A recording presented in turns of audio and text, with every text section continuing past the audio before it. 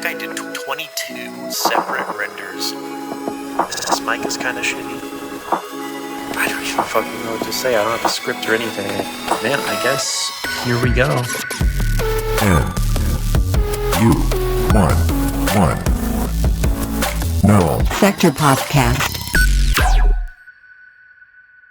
Hello and welcome to episode 5 of the Null Sector Podcast, home of the vibes, shelter for the baseline enthusiast, and just about everyone in between. I am Null, also known as Jake, and let's chill. I was listening to your podcast and I absolutely loved the audio transitions. It was like I was like getting smacked with a roller coaster every time. Yeah, I love sound design, so I've just started inserting it in every piece of my content just because I can. Yeah. All right, so as you know, normal section 1 is small talk. This is going to be a little bit different today because you may or may not notice there's a bit of something going on that's not usually going on. So today has been crazy for me. I got up early and had a whole bunch of things happen. But the main important thing is today we have introducing Orlando-based summer pop vibe vocal extraordinaire, one-of-a-kind, upcoming, taking the world by storm artist known as AYVN. Hello. How are you doing? Hi. I'm doing good. I'm doing great. Hi everyone. I'm AYVN. I am New York born, Orlando based, alternative pop, whatever music I make, whatever sounds I create, artist. And I'm glad to be here. Yeah. So AYVN and I have been friends for a while now. I think we met like I think we met 6 years ago. Okay, yeah. Something like that. I think it was like around 2017. And then we both kind of went our separate ways content-wise, and then just recently got back in touch, and we have been doing some musical things. You guys are aware of my stuff, but how are you and your music? Tell us about some of your songs that you've been working on that you've posted in the last couple months here.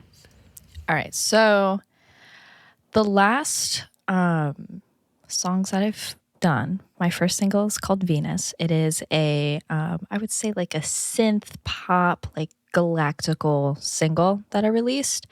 It's about the vulnerabilities of love and finding it hard to give in and like to actually appreciate that and like finding joy in vulnerability.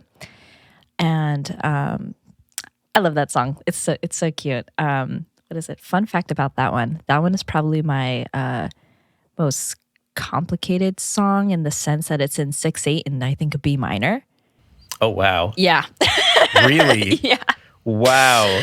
6/8 is that's I love that key signature. Wow.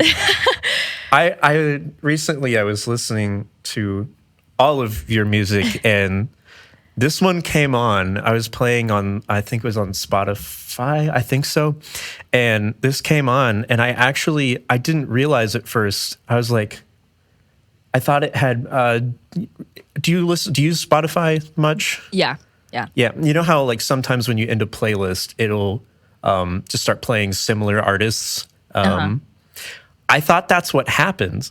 And I was like, who is this? Who is this? And I was like, this is so good. Who made this? I'm like, this sounds so professional. And I was like, oh my God. I was blown away. Like the quality and like, I didn't really hear too much of your stuff back in the day. We briefly tried to do a thing that we don't talk about anymore. Oh my God. For both of our sakes. I didn't know if I was going to mention that. Oh, we can go there. That was my point of reference. And then I hadn't really heard anything since then. And then it was, when did your other song, that you did. Let me see here. Fingertips. Not that one. It was. I have it written here. I forget the name. It was with the collab with your producer, I think. Right? Oh, Forever.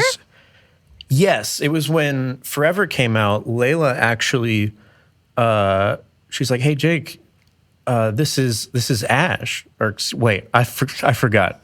We can edit this out. You can probably say don't Ash. want that. You're good. Is that okay? Yeah. Okay. But so she hit me up and she was like, "Bro, this is our boy. This is," and I was like, "What? What do you mean?" And I actually thought at first, because I hadn't heard your vocals yet, it was the other guy's vocals, and so I was like, I thought she meant someone else. I was like, Ash. There's a YouTuber that's been around for a long time who makes music by that name. I'm like, okay, I guess I can see that being one of his songs. And then your vocals came in, and I was like, I don't what, and she's like, no, that's ours. That's them. And I'm like, holy shit. I was like completely blown away. I was completely blown away. I mean, like complete professional vocals, like 10 out of 10, 100%. I just sat there, I listened to the whole thing, and I was like, oh my God, I'm so impressed. That was like, that song is so good too. I love the processing they did on both the vocals. They sound so good in that song. A lot of that, all of it, honestly, goes to Amuse. He is one of the most. He's a sonic mastermind, and I definitely think he's like. Just something in my gut is saying that he's the next up and coming person that is just gonna reign, like bring different ideas, and he just has like such a. I can't even verbalize how cool this guy is. So, a little bit of backstory. So, for that song specifically, I sent him a voice note, and this is kind of me going to like my processes. If this is like a good segue, Yeah. okay. So, I sent him a voice note of me literally just going, after all is said and done. Oh shit, morning voice. After all is said and done, Venus has said all she wants. And then that's it. And I was like, this is a line. Let's do it. And he went, okay, let's do it. And we're playing with the chords, and we're just like, fuck, this is hard. Because, you know, I mean, same kind of thing with Fingertips, what I can delve into more. But it's, you know, mastermind he is, you know, figured out the chord progression. I was like, yeah, the ding, dong, dong, dong, dong, dong, dong, dong, because it's so chromatic, and it's difficult to do the simple 4 kind of just like BGDA thing. So he was able to like arpeggiate it, or I don't know, whatever, but he was able to like create such a beautiful piece, and he's an amazing mentor as well. I've learned a lot from him, because I'm a student as for music production, so I'm being able to like apply the things that he's been showing me. But yeah, I remember when we did the All You Do cover, like I heard him. Well, I can even backtrack further than that. We heard each other's music, right? From this like old streaming platform that I don't really want to get into. And we're both like, that's sick. That's you're like, ayo. And like the story, but like, oh my God. I feel like I don't want to ramble too much, but No, that's why you're here. The story behind Forever, it kind of all just leads into one another, is he was like, yo, I got this track. And I was like, you need a vocalist? You need a vocalist? Like, I'm here. And then, what is it? He graciously decided to have me feature, and it was the start of something amazing. So, and then we started collaborating more, because at first, like, we were making music, but it was, you couldn't feel it yet. And then Forever came out, and then Venus came out, and then Fingertips came out, and now we have maybe like 8 or 9 tracks, or more tracks that are going to come out. So it's it's definitely, I give all of my thanks and appreciation to him because he's definitely shaped me to be the musician that I am, really. So they produce on most of your tracks now? Like they're the main producer for it? Yeah, so our dynamic has kind of turned into me sending him demos. So I do baseline chords, I write everything. I do a little bit of vocal processing, like very basic stuff, and then I do like if the song needs it at first, I do vocal arrangements. So that's all the BGVs, a cappella, and like vocals are kind of my niche. Yeah. So I work on like the skeleton of it. And then he goes in, refines everything, adds, subtracts. We get into the nitty gritty of it, and then he does like mixing and mastering. That's awesome. So do you guys work virtually or do you work physically together in the same space? Virtually. He's in Nashville. Wow. Yeah. So Okay. it was crazy doing forever because everyone was quarantined and everyone was like getting used to like doing like Zoom and everything and working virtually. So what is it? We do virtual work, and it's crazy of how professional and great it sounds just from sending it on Discord, you know? Yeah. But we did meet together to record the opening track for my EP. Oh, So shit. we were able to work together in person, which was awesome. And That's so cool. the vibes, Man. loved. Yeah, I was going to say, so the difference between virtual and in person, was it just like constant flow state, just killing it? Like that's one of my favorite things is I have bad days where I'm working on stuff and nothing's working. And then I have days where I just work 6 hours straight and I'm just like every single decision, I'm like, oh, Yeah. this is it. This is it. Like, is it just flow state in the, like the vibes are immaculate in the studio today? The vibes. I love you still haven't gotten rid of your like surfer dude voice. No. I haven't changed. Well, I've changed a lot, but in those ways, no. Little distraction break, but I remember listening to your podcast and you doing the burp moan thing, and I was like, oh, that's Jake. Man, some things I'm like, I refuse. And I'm just waiting for that comment to show up. It's like, bro did not acknowledge what just happened whatsoever. And then I'm just going to reply with like, what? You get used to it. What do you mean? You get used to it. I don't know what you're talking about. Yeah, that's so cool. So that was definitely one of the things I wanted to ask too, because I basically do solo producing. I haven't really collabed with anyone before. So I know a little bit about it. It's more for my curiosity and also for you to explain things. So what is like the process that you do both in person and virtually? Like you said, you do demos and stuff like that.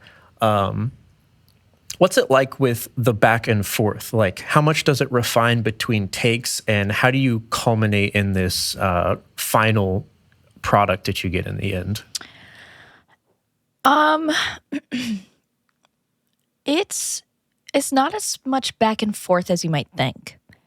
At least for us. Mm-hmm. We usually set up studio days, and then that's like 2 or 4 hours of us just going, perfecting 16 measures and then another 16 kind of thing. Yeah. Making sure the composition is right. And then I'm over here the whole time taking notes, like saying, I'm listening to my vocals and saying, hey, I got to re-record that. Or it's either we fix it with like reverb or something like that. It's me, like us going over the composition. How do I feel like, where do we think it needs to push or pull? And he's a great leader in that kind of thing. He wears several caps. He's a mixer, master, listener, and producer. So he's great at like switching those pretty easily. He'll be like, as a listener, blank, blank, blank. I'm like, okay, sick. And I kind of do the same thing. I'm like, as the writer, this needs to do this. As the what is it? As a listener, I hear X, Y, and Z, or I'll get into like the nitty gritty of like, oh, I don't like this mouth noise at this second. Like, Right? Yeah. like that's the stuff that like we have to point out, and you know, you always have to remember, okay, it's just like the beginning stage, middle stage. Okay, we have to get into the nitty gritty of mixing, but usually, virtually, like I'll send him like audio recording chords, and then we just kind of go through that. I'm like, hey, I think this is the vibe. I'll send him pictures because I'm a big color synesthesia person. So I'm like, this is what it needs to sound like. I love that. Yeah. Like, oh for my real. gosh. Funny story. When I was in Tennessee to meet up, I was like, I need this song to sound like you're in a sterile room, right?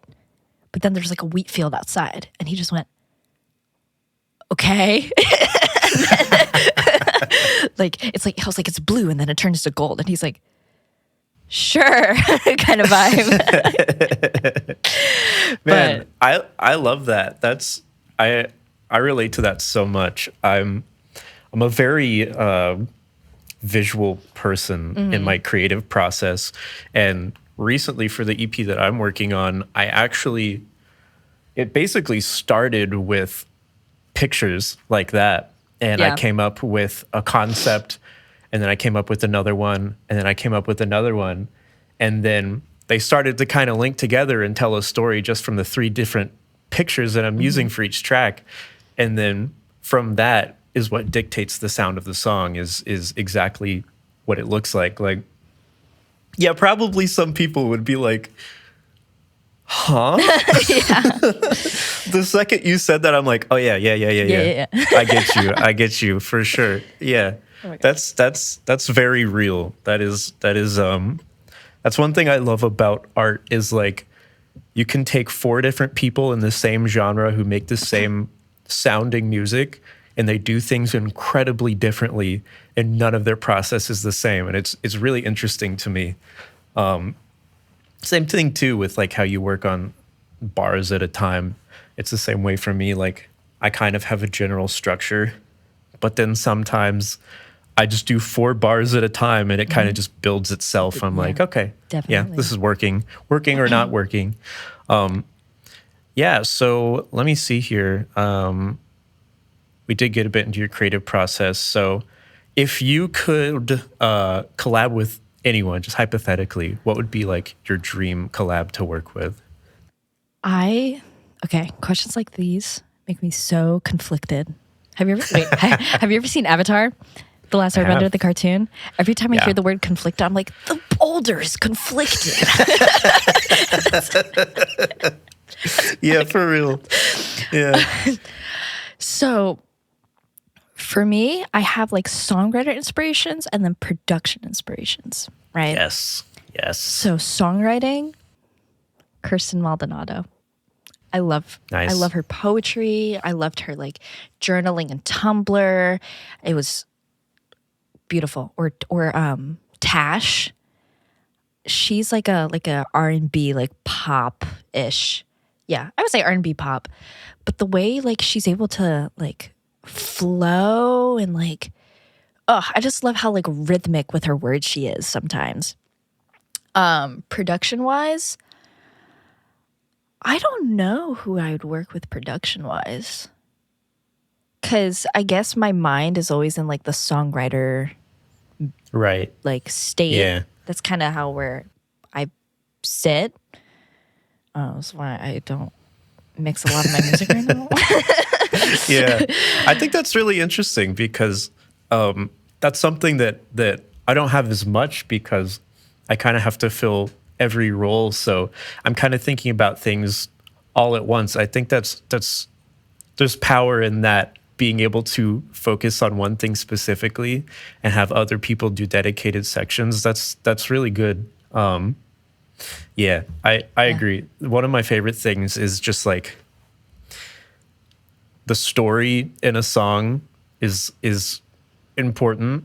It's more like what I like consuming is I can listen to one song that sounds cool and I like it, and I can listen to another song that tells a story, and I'm just like, holy shit! I'm just immediately I forget what I'm doing, and I'm just in that song. It's like I completely agree. It's like extremely important, and something I'd like to reflect in my music at some point, but we'll get there in time. Yeah. So what are your goals for like your music and your career as an artist and things like that?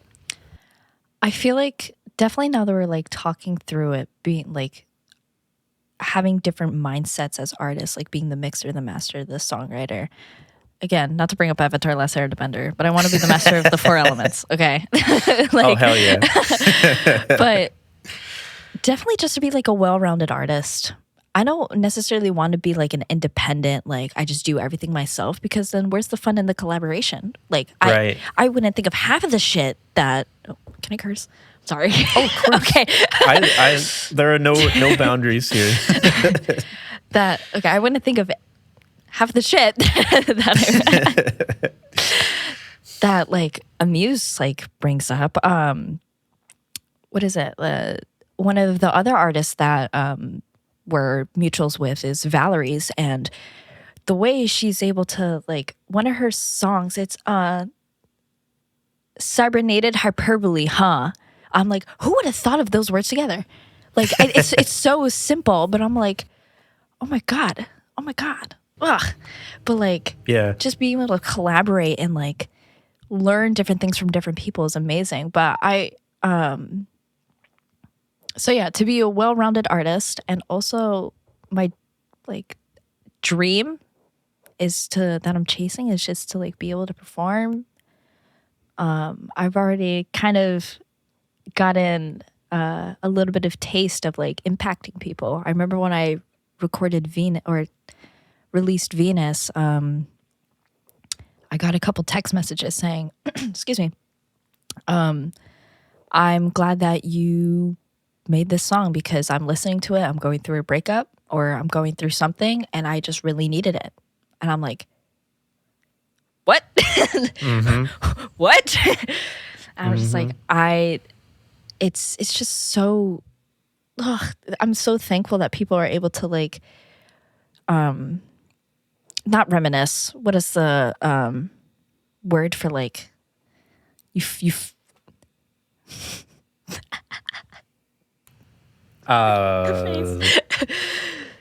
Nostalgia? like, no, like, I think I know what you're trying to say. like being able to connect to the music, especially this early on. And I've only released 2 songs and people are already like, I feel this. I'm like, I'm so glad my turmoils are like healing when you listen. Yeah. I don't know what the fuck I'm trying to say. That's real. That's very real. And it can apply to any kind of music too. For some people, it's just like whatever they're listening to during the time that they're going through. Suddenly they hear that 6 years later and they're like, oh my God, I forgot about this. This song got me through such and such. It's true. And some artists, like someone that comes to mind for me in the rap scene is Watsky. Does a lot of songs that are he's very poetic with his music. Everything is very intentionally written. His songs have a lot of emotion behind them, and that kind of stuff, like also leading back to what you were saying before, it feels like a lot more impactful. And like sometimes it leaves you kind of like thinking about the song, and maybe you hear it once and you're just kind of listening to it as music, and you listen to it a couple more times. And this happened to me many times, especially with his music. I'll hear a song for like the 35th time. I'm like, oh my God, I never even thought about that line, what he just said. And I'm like, damn, that's a truth right there. I didn't even think about that. Like, I love the artistry when it comes to lyrics, and it's something that I also want to get into myself, because it takes a song from a melody to a meaning. Yeah. And Put that it's on a really, quote it's wall. really good. Damn, he's spitting. Let him cook. Let him cook. So, what would be, given your experience that you've had so far, somebody who's thinking about doing the same thing as you have? They're interested in music. Maybe they're interested in getting taught how to learn to make music. What would be some advice that you would give to somebody who's contemplating that, getting into that kind of thing?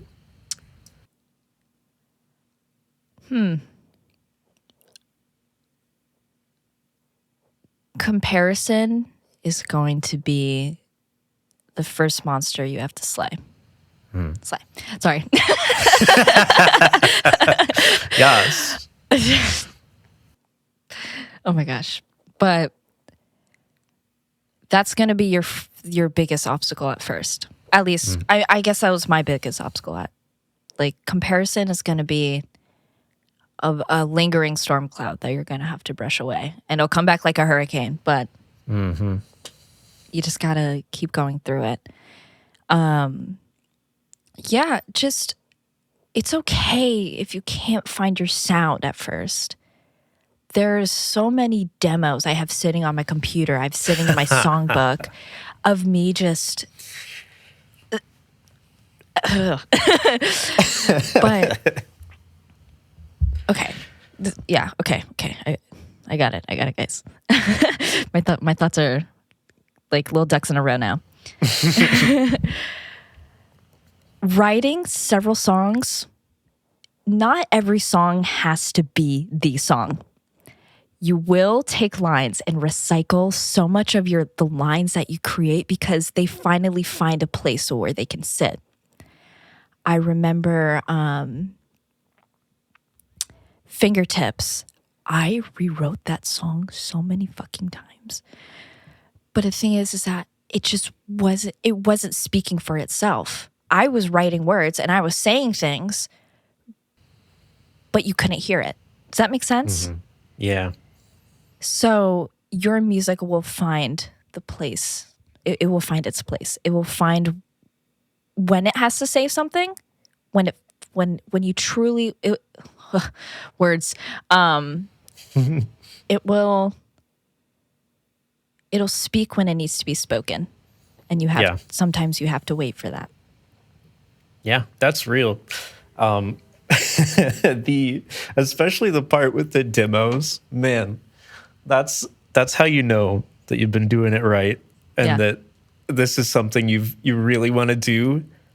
I mean, God, if you want to call them demos, that might be a stretch. I don't have them anymore, but I used to have audio files all the way back to, oh my God, I had to be 7 years old probably, of me basically making demos, and I have gigabytes and gigabytes of shit that has never seen the light of day and never will, because I'll never go back and finish them. But it's like that part of the learning process is very, very real. I've experienced that as well, where it's comparison is just like it will take you down if you let it. It'll pull you all the way down, and it will not let you get back up if you keep looking at it. Exactly. You gotta forget that it's there, because that has been something that I think a lot of people do and will struggle with, especially at the beginning, because it's such a learning process when you don't really know a lot about the process.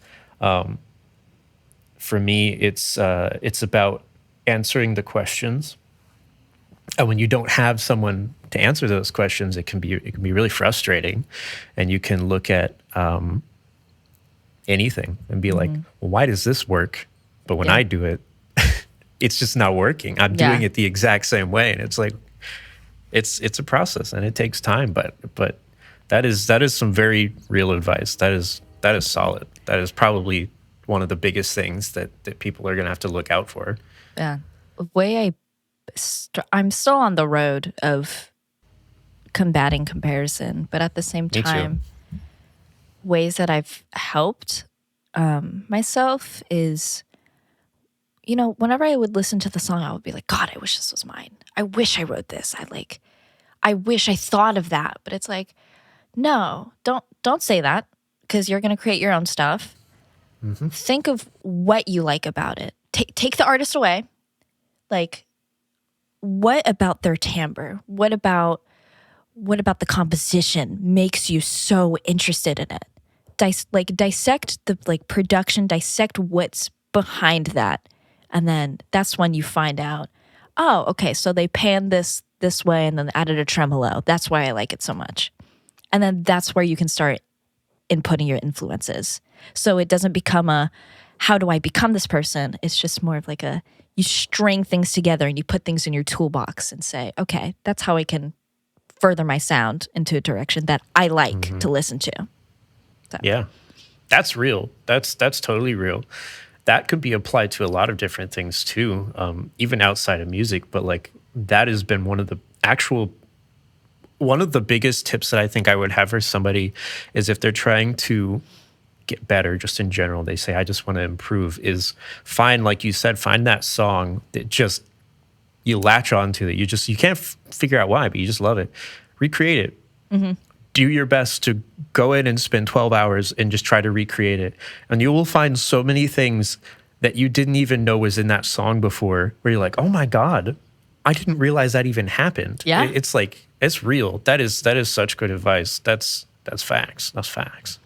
And for songwriters, songwriters too, like I'd be like, oh, why do I like how rhythmic this line is?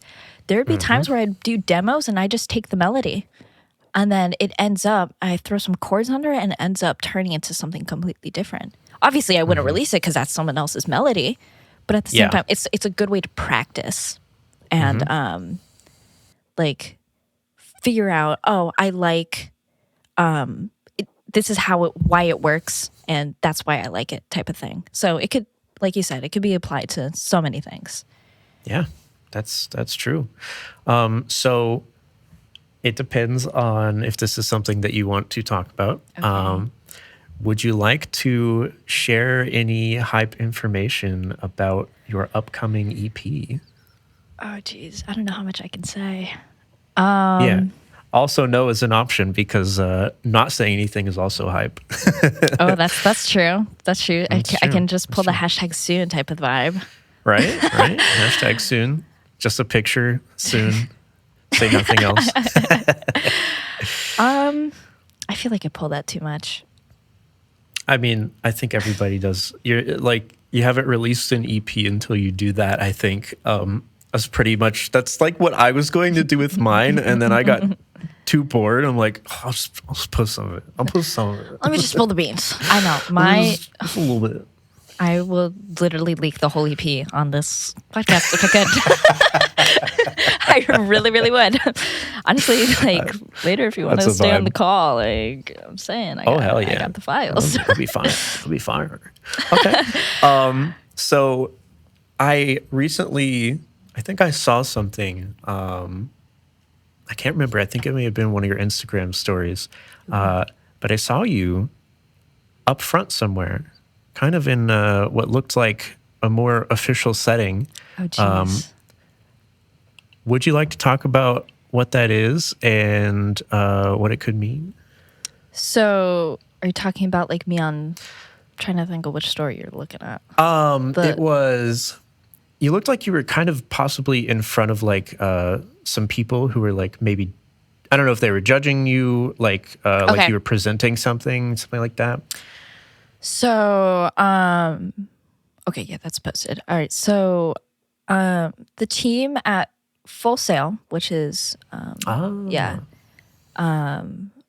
the team at Full Sail called 3300 and Climbing invited me to come speak and kind of show my stuff, and also to be I don't want to say competitor, but a possible featured artist. Fortunately, I didn't get it, but yeah, it's all right. They were super duper nice and very helpful, and I could always reach out for resources if I need it. So yeah, that's awesome though. That's a big step. Yeah, that's really cool. Definitely, they reached out to you. Yeah. So, Wow. yeah. Wow. So a couple of my buddies went to Full Sail. So networking at its finest. So, but That's yeah, true. they're For super nice. for those of you that don't know, Full Sail University is like it's like a private for profit university. They used to be a recording like arts center studio, so they offer these kind of things to upcoming artists. So that's a big deal. That's really cool. I Yeah. mean, that does suck, you know. It happens along the way, but Yeah. like that's a big really cool step. That's pretty motivating. Yeah. Like things like that happen, but also at the same time, if they didn't ask me to like audition, I wouldn't have that like experience or Right. something like that. Yeah.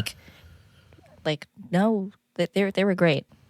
They were very That's great. awesome. Yeah. Okay. So in the future, if things do progress as you'd like them to, are you interested in live performances or touring or things like that? Oh, all right. I can get into this. So All right. I have been on a stage since I was like 3. I was a Oh, wow. dancer for like 8 or 10 years about. So I have seen the stage as my home. I go to concerts and I'm like, oh my God. The feeling I get, I remember being, the funny thing is I forget which concert it is that I went to, but I remember standing there and this was like the turning point or one turning point for me. I remember looking up, seeing all the flashlights, and then this person singing. I go, "That's going to be me one day."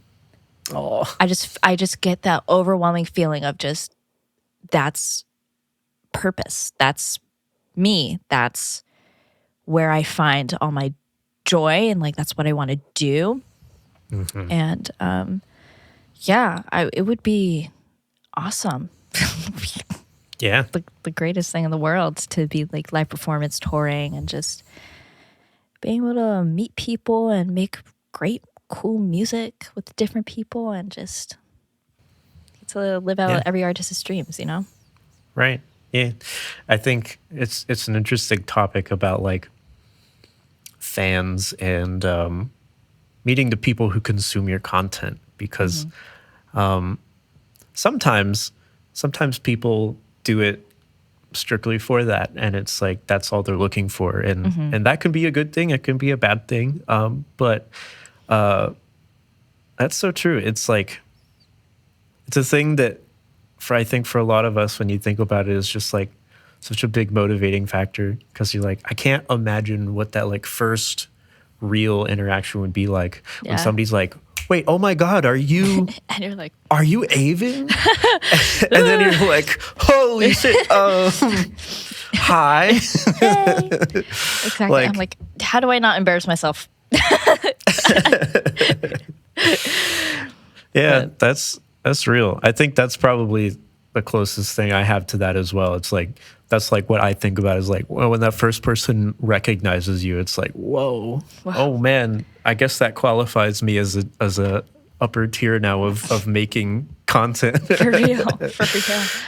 Yeah. It's just like you said, like fans can be like a good motivating factor or bad motivating factor, especially if like people are just thinking about that and like the profit. But like for me, it's like, I don't know. I just feel like, how do I want to say this? I feel like, hold up, thoughts. They need a thought. Well, that's good. Thinking before you speak is a good thing.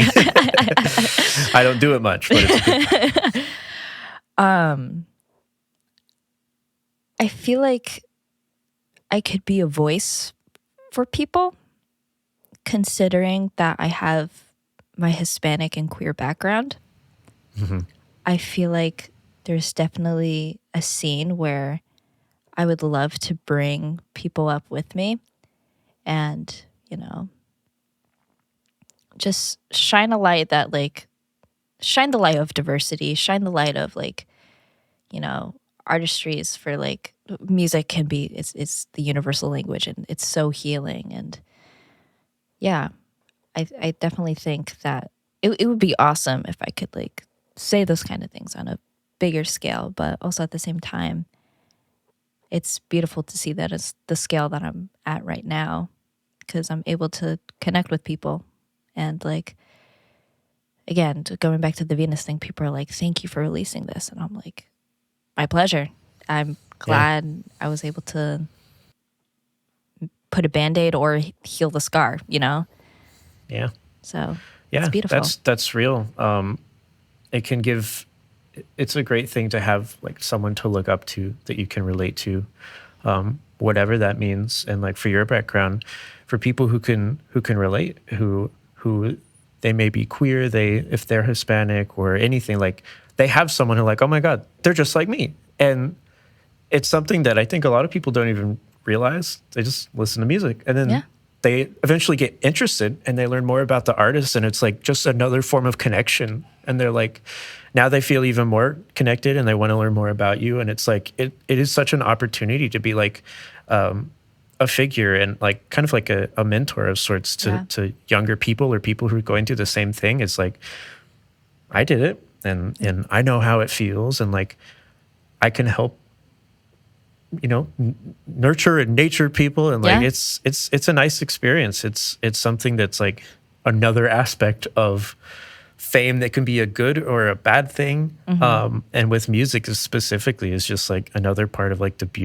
beautiful part of being an artist is just everyone, you imagine any and every kind of music and any and every kind of person, and there's anything you think of is there. And it's like, it's one of the reasons that I love it is because there's never a dull moment. Yeah, that's facts. That's facts. That's facts. So you did talk about, well, I guess we didn't really go into it, but this kind of leads into the current state of like using music as a form of revenue or as a career. Is like, I want to sustain myself off a hobby. You know, yeah, that's the reaction, right? And so the current state of the artistry of being a musician is, I mean, this applies to a lot of different artistries, but it is lacking, it is flawed. And I'll just ask the question, what is some things that you would change about the music industry, if you could?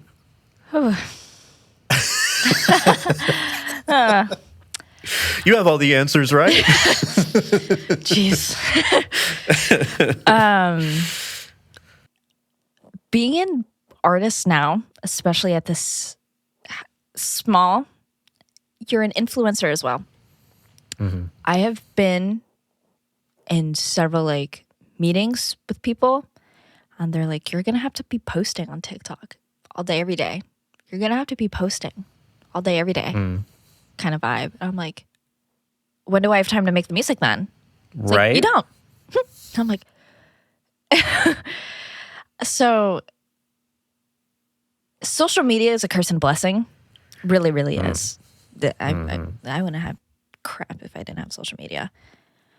But at the same time, expecting artists to be influencers and be posting every day, and sometimes it's to a crowd of maybe like 10 views, you know? Yeah. Because of other just the way that algorithms work. It can get exhausting and very deprecating, I guess. Yeah. But also at the same time, you're just kind of wishing for that one like golden bone type of thing. It's that one video that can change your life, you know? So I think the way that I've been kind of mitigating, is that the word for it? Mediating. That is trying to post when I want to post. A friend of mine gave me great advice. She's amazing. She was like, people are only going to relate to your content when you want to post it. When you post like the covers and stuff, they'll see that you wanted to post it, because I guess you can tell when people are like hopping on trends and just posting the post versus I guess, if that works for you, cool. But what's working or what I'd like to work for me is being able to just post, not feel the pressure 100%, which I totally do, of feeling like I need to post every day. But like song covers kind of take a couple hours out of your day to do. And getting the right take. So posting when I feel confident in it and wanting to share it, Like, yeah.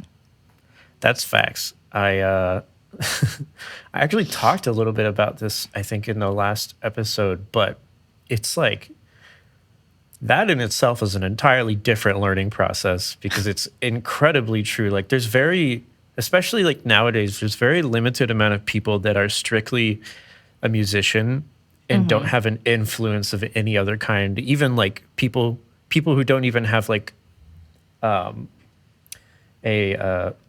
like physical presence, like you can't see them, you don't even know what they look like. Like that's even rare at this point. And it's like, it's so true because I've started like a new content wave that I'm trying to keep up with. And like, I've tried to do that many, many, many times in the past over the years, and it never works because like, forcing a schedule doesn't always work. And like exactly what you said, you have to kind of want to do it. Yeah. If you're constantly forcing yourself, it doesn't work. And so it took me a long time, but I've kind of found a happy medium where for the current moment, I do like a podcast that comes out every Monday.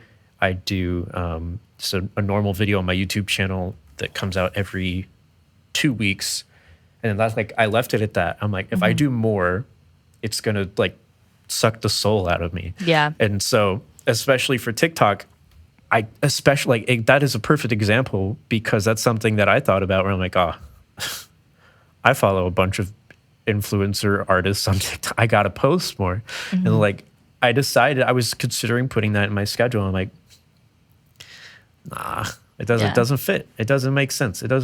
And so exactly for TikTok is the same way for me. It's like when I feel like posting, I'll post. Yeah. And whatever comes from that is whatever. Yeah. Because I think since the creation of YouTube, and like some people have argued that like going viral or virality doesn't really happen anymore.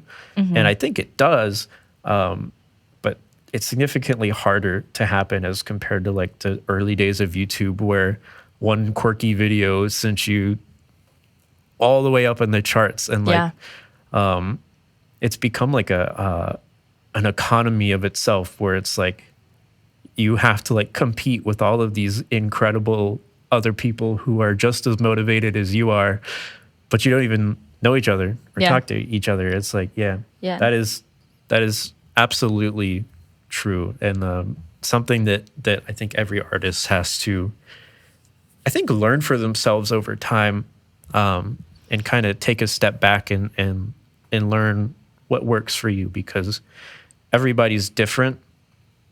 And like in every single way. And some things, like there's so many factors for some people that just make it hard to do X or Y. So that is extremely good advice. I think that is something that anybody who ever comes across this is like, if I had to pick one thing that is important for your career as a creator, is like that specifically is, it's all tied into burnout and stuff like that. Like listen to yourself, but don't limit yourself. Yeah. Keep on a schedule, but make sure you're doing it in a way that you still feel motivated to actually do it. That's legit.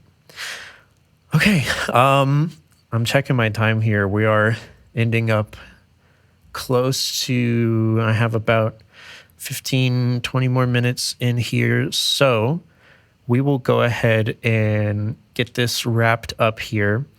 Before we finish,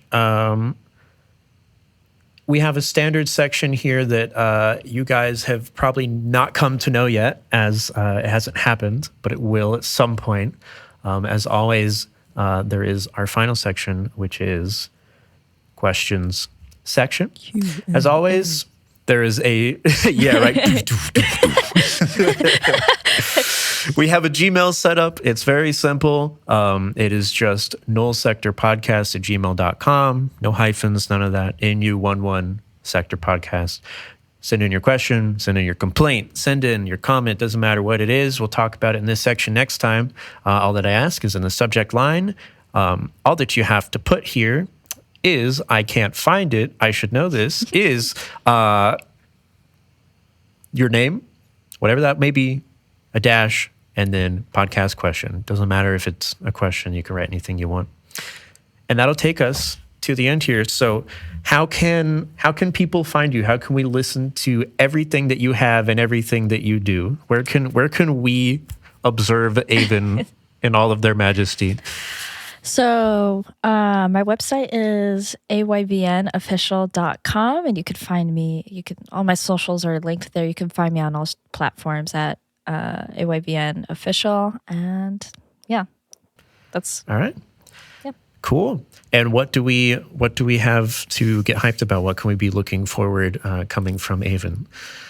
Got a couple tracks up my sleeve, a couple concepts up my sleeve, a couple photo shoots up my sleeve. Ooh. I got that. Oh, shit. Just gotta wait. Just be patient. Soon. #soon. Soon. All right. Well, it has been an absolute pleasure having you here. Thank you so much for coming on. This has been wonderful. I love talking about music. I love artists. This has been wonderful. So thank you guys for joining us on today's episode. More to come, as always. Thank you for the immaculate vibes. You can check me out on all of my social media. You've heard it before. Peace out. See you later. Bye. Bye. Bye. That was amazing. Oh my gosh. NU-11 Null Sector Podcast.